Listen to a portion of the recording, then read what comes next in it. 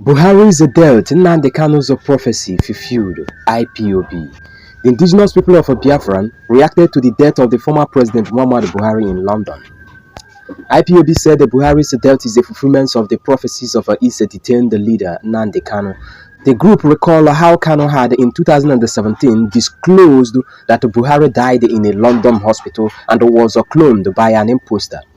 A more powerful spokesman of the group recounted that Kanu had claimed the secrecy surrounding the demise of Buhari in 2017 was a monumental fraud, a national masquerade, but was laughed at then.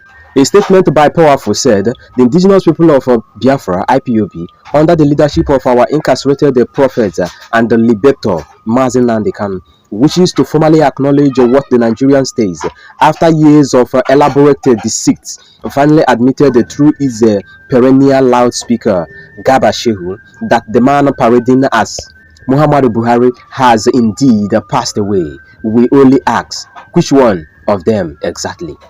Recall that in 2017, Nnamdi Kanu, long before he was kidnapped, tortured and illegally renditioned, declared without equivocation that Muhammadu Buhari died in 2017 in a London hospital, and that was being paraded thereafter was an imposter.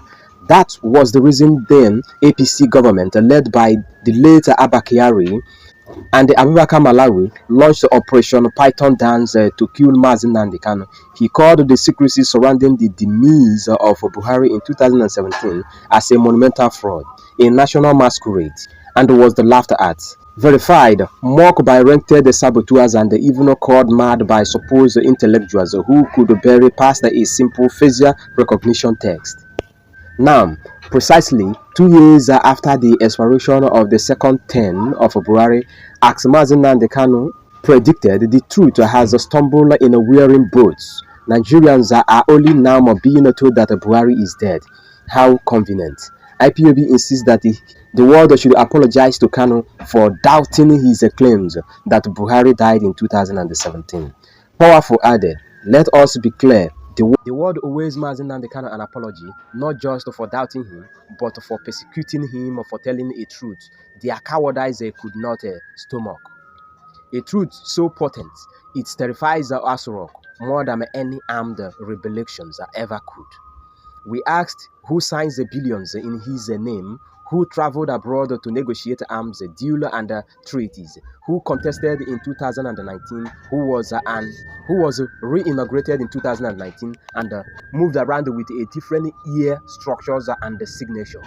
Is Nigeria Muhammadu ready to persecute itself for the crime of mass deception?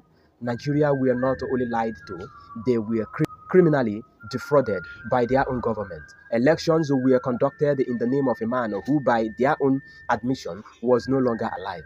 This is no longer a constitutional crisis. It is a national house of historic proportion. In a sinner climbs, heads would roll in Nigeria. It is a business as usual. Garba Shehu has confessed. Where is the DSS? Today, who mock Nnamdi Kanu? Today is a good day to bow your heads in shame and seek forgiveness, not from us, but from the truth you tried so hard to bury. The oracle of the Most High, whom you called a madman, has been vindicated by the very system that conspires to silence him. If you see Nnamdi Kanu, stand up, because you are in the presence of a man whose courage to speak the truth has now become a divine revelation. Nigeria, the max has finally slept. What would you do now?